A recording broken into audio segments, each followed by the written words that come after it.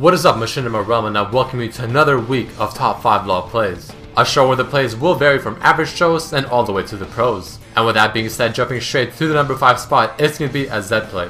In this clip you can see that the enemy team just finished taking Dragon and everyone but Zed and Thresh are alive. As the Zed is making his way around the Dragon area to see if he can pick anyone off, he actually finds a Tryndamere who is 2 levels above him. Normally Zed will have a very tough time killing the Tryndamere because Tryndamere's ultimate simply counters Zed's.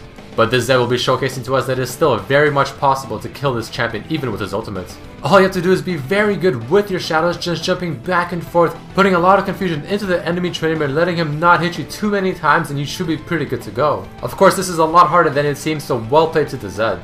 That clip was a pretty nice way to start off this week of Top 5 LoL Plays, and jumping straight to the number 4 spot is going to be a clip of ADC Kog'Maw showcasing the true power if played correctly. As a huge teamfight erupts around the Baron area, the blue team seems to be doing quite well, and they actually try to secure the Baron, but the smite comes out a little too early, and the Kog'Maw picks up a beautiful snipe onto the Baron, picking it up for his team, and then chills on the outskirts of Baron with his W and his ultimate, just whacking away at every single target that he can.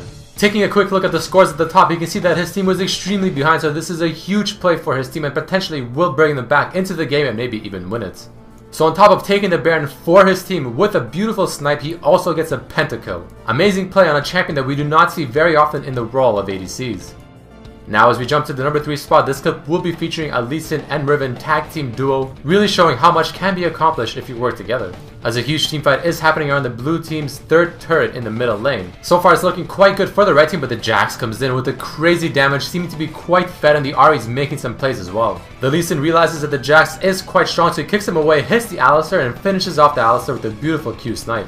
All that's left is a very weak Riven and Lee Sin trying to make plays against the Jax and the full HP Ahri. After some very impressive teamwork, they get the kill onto the Jax, but all that's left is an Ahri, and the Riven flashes over the wall, gets a stun with her shield, and she's putting on some amazing damage onto the Ahri, but the Ahri flashes away from Lux's E just to barely avoid the damage, but the Lee Sin gets a beautiful Q snipe, dashes in there, gets the kill, and flashes out just in time to avoid turret damage. Great plays.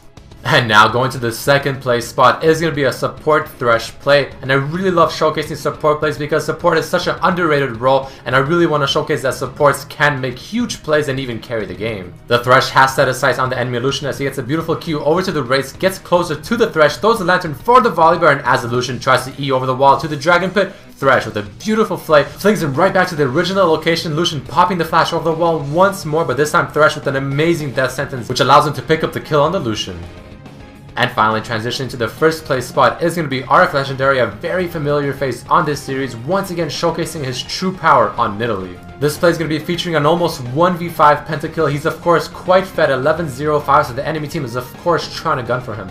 However, he starts off his streak by going onto the Caitlyn as she actually eases over the wall and then flashes back to the other side while he gets a really nice jump over the wall and gets the kill on the Caitlyn. Those jumps are a lot harder to make, especially in a very high pressure situation like this. The enemy Shyvana, Rengar, and Yasuo are putting their sights onto the Nidalee because of course they want to kill him as he has a huge spree on his head. As he ended up picking up a kill on the Rengar and switched his sights to the Yasuo, the enemy Master Yi decided to join the fray as well. He picks up a kill onto the Yasuo, that's a triple kill so far, and he gets a quadra onto the Master Yi, but the Shyvana is looking extremely good and she should be able to kill him. But with very quick fingers and reactions, he goes to human form, heals himself up, applies the Iceborne Gauntlet and Red Buff onto the Shyvana, completely kiting her as the rest of the team joins it into the party and helps him out just a little bit, but allows him to pick up the pentakill regardless. A great clip showcasing a lot of clutch plays in a high pressure situation and high yellow. Well played.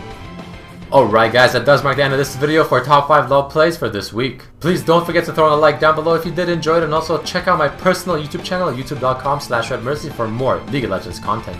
But as usual, I really hope you guys enjoyed this week's plays, and I hope to see you for next week. Peace.